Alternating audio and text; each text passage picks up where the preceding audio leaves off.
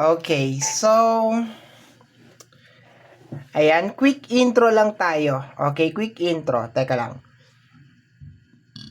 Ay, umiinom kasi ako ng kaya nagdidigay ako. Ayan. Okay, so, quick intro. Earth sign, Taurus, Virgo, and Capricorn. Hello, my dear. Welcome back sa ating YouTube channel. My name is RJ, your tarot card reader. At ang gagawin po natin ngayon is yung ating daily reading para po ito sa araw ng June 21, 2026. Titingnan po natin kung ano mga eksena, kaganapan at kung ano-ano pa na maaari mong makasalubong sa araw na ito. Pero before tayo mag-proceed sa ating reading, magpapasalamat po muna ako. Maraming salamat po sa ating mga abangers, sa mga walang sawang naghihintay at nag-aabang ng kanilang mga readings. Thank you very much. Gusto ko rin pong pasalamatan yung ating mga bagong subscribers. Hello my dear, welcome po sa ating channel. Okay, balik lang natin yan. Welcome po sa ating channel. I hope po na mag-enjoy po kayo dito sa ating channel at mahanap po ninyo dito sa ating channel kung ano man po ang inyong hinahanap. Para po sa private reading, nasa description box down below po lahat ng mga details and information na kinakailangan mo para po makontak ninyo ang inyong lingkod. Okay, so let's go na tayo my dear.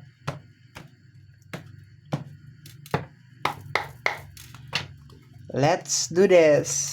Earth sign, Taurus, Virgo, and Capricorn. Anong meron sa araw na ito? June 21, 2026. We have here the Chariot.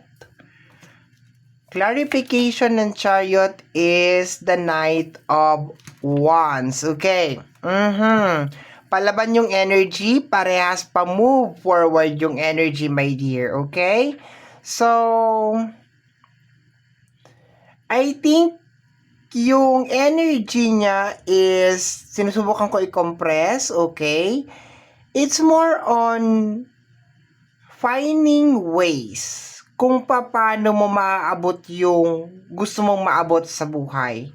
So, sa araw na to, my dear, talagang gumagawa ka talaga ng paraan para mangyari kung ano man yung gusto mong mangyari, my dear. Okay? So, expected mo kung may kinalaman sa yung mga manifestation, pangarap, or kung ano man yan, talagang napaka-porsigido mo ngayong araw na to talaga, okay?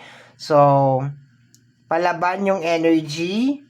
Sa energy ng Knight of Wands, okay, this is more on, ang tawag ko dito is parang BDO, we find ways. 'Di ba? Kasi parang naghahanap siya ng paraan, talaga nag-e-explore siya. Also, ang tawag ko rin sa Knight is the investigator, parang ganon.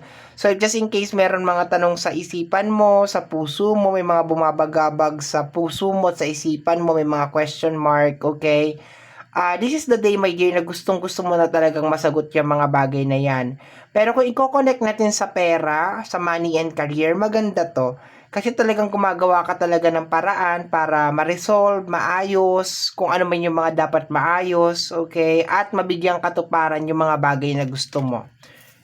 Very good. Maganda siya. Let's go tayo. Next card.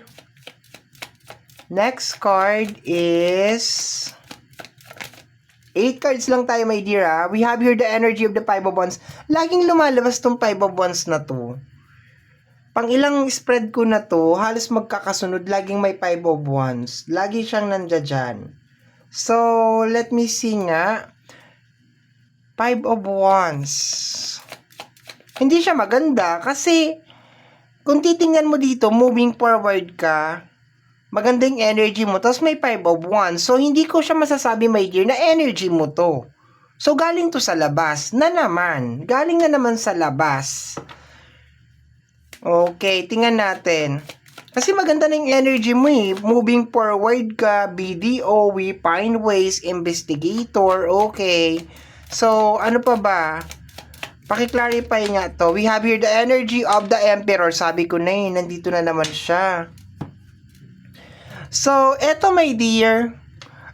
Nag-reading ako ng June 20 lumabas to. Okay, ang pagkakasabi ko noong June 20 kung hindi ako nagkakamali is parang mag-ingat ka sa 5 of Wands, which is may kinalaman sa mga kontrabida, sa mga epal, mga kung ano-ano. And eto my dear, kung makikita mo, simula dito, hanggang dito, maganda siya. Powerful to. Pero pagdating dito tayo nagkaroon ng problema. Ngayon, pares-pares kasi itong ating reading. Okay, pwede kong i-pair to, pwede kong i-pair to, pwede kong i-pair to. 'Di ba? So, unahin muna natin to kasi na pagsama na natin tong dalawang to. Okay. So, ang nakukuha ko dito, my dear, is more on meron na naman mga negative na energy. Ito na naman sila. Okay. Na probably ayaw na maabot mo tong Emperor, which is may kinalaman sa power, may kinalaman sa success. Kung i-connect natin dito sa energy ng Knight, which is, sabi ko nga, si Knight is parang BDO, we find ways. So, parang hinahadlangan nila yon. Okay, kung meron kang gustong malaman, hinahadlangan nila yon. Kung meron kang gustong mangyari, hinahadlangan nila yon. And nandiyan sila, definitely, nandiyan sila ngayong araw na to. Okay? Talagang umaarangkada pa rin. Okay. Next card. 8 cards lang tayo ngayon, my dear. 8 cards lang. Minsan kasi nagto-12 cards tayo. Pero this time, 8 cards lang tayo. Hindi mawala-wala to. Actually, meron pa akong isang nagawan ng reading. Nandyan din siya. Okay. Let me see. Next card pa tayo. We have here the energy of the Two of Swords. Okay. Two of Swords is more on distraction. Actually, denial. Denial tong card na to. Tingnan natin kung anong dinideny. Let me see. The Sun card. Okay. Sun card is energy na new beginning, fresh start, positive na energy. This is energy of yes. So sabi ko kanina, meron kang gustong malaman ngayong araw na to. Kung meron mga bagay na bumabagabag sa isip mo at sa puso mo, gusto mo ng sagot ngayong araw na to. Pero ang nakukuha ko dito, my dear, is merong gustong takpan ang katotohanan. Parang ganon. May gustong magtakip sa katotohanan. Sa energy ng Two of Swords, my dear, okay, may gustong lituhin or may gustong lituhin ka dito sa kung ano man tong bagay na ginagawa mo. Okay? So, itong Five of Swords, hindi to yung typical na parang aawayin ka.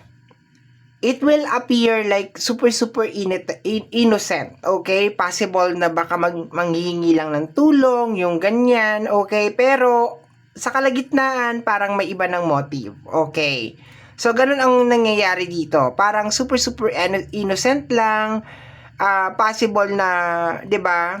Meron ditong energy ng Sun card, which is nagre-represent ng innocent na energy. Pero hindi talaga siya innocent. Okay? Meron agenda, merong motive. So, maging aware ka, my dear, sa araw na to sa mga tao na parang manghihingi ng tulong or parang magpe-pretend na parang they are very, very supportive, okay? Kasi baka nagpi-fishing lang yan, okay? So, I think yun lang tanging, hindi naman sila kasi pwedeng pumasok, my dear, sa buhay mo na, di ba, direct na palaban. So, I can feel na parang, okay, very friendly yung atake, pero I can feel na parang meron silang gustong isabotage sa'yo. Pero kung titingnan natin yung energy mo, okay ka, you are good, talagang moving forward ka.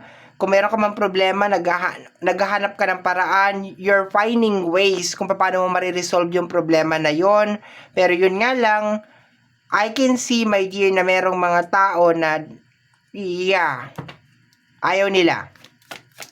Last 2 cards na lang po tayo. Last 2 cards. We have here the energy of the Justice card. Justice card. Okay, ano nangyayari? Ilan ang major arcana? Chariot, Emperor, Sun card, Justice card. Maganda lahat ng ating major arcana. Okay? Supporting cards, 5 of Wands, 2 of Swords, Okay, meron tayong isang Knight. Maganda. Supporting cards, napakapangit ng supporting cards. Definitely galing to sa labas. Sa energy ng Justice card, my dear, may nagki-claim okay, you are good. Okay, you are good. Alam mo na para sa'yo talaga to. Pero meron parang nagsasabi na parang hindi mo deserve kung nasaan ka ngayon. And kung makikita mo, nasa gitna si Emperor over here. Parang meron nagkiklaim na parang hindi mo deserve kung ano man yung mangyayari sa'yo or kung ano man yung minamanifest mo. That's what I'm getting over here. Next, teka nga, clarify natin siya.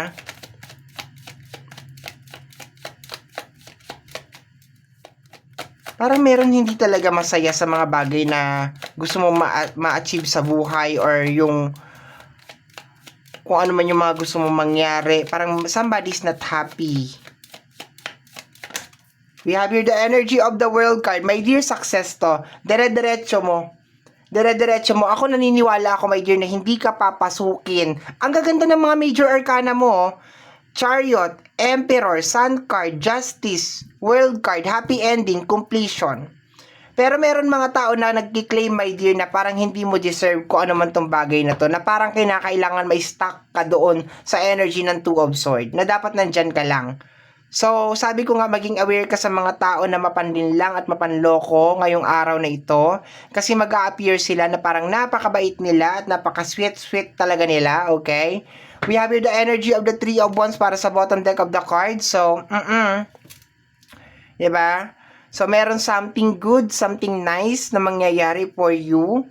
Opportunities, okay? Go lang, my dear, dire-diretso lang. Yun nga, parang mag-ingat ka lang talaga sa mga, kasi nakukuha ko parang innocent talaga, yung parang manghihingi lang ng tulong or parang hindi kanya susugurin, like super innocent talaga yung atake, no?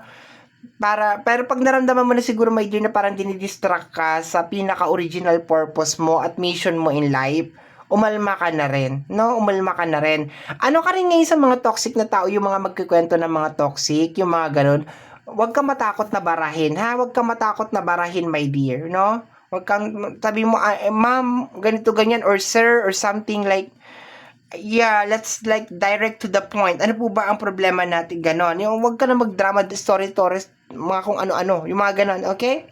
So, my dear, congratulations. Ang ganda nitong energy mo. Yun lang, mag-ingat ka na sa 5 of Wands at saka 2 of Swords. No? Ang dami mo major arcana at doon ako sa major arcana kakapit. Kasi ang major arcana don't lie. You have here the energy of the Justice card. We have here the energy of the World card. Sinasabi dito, my dear, na you are almost there. Malapit ka na sa finish line. So, keep on going, dire-diretso ka lang. Kung ano yung ginagawa mo ngayon, i-maintain mo lang yan, my dear. Pagpatuloy mo lang yan. If just in case hindi mo nakikita yung resulta, sinasabi ng ating mga spirit guide over here na nasa tamang path ka. Tama yung ginagawa mo. Tama yung landas na tinatahak mo, my dear. As long as may kinalaman yan sa pangarap mo, 'di ba? Talagang palaban ka over here, talagang gusto mo talagang ma-achieve ko ano yung gusto mo ma-achieve, and panatiliin mo yung energy na yan, talagang pagliyabin mo yan, pag-alabin mo yan, okay?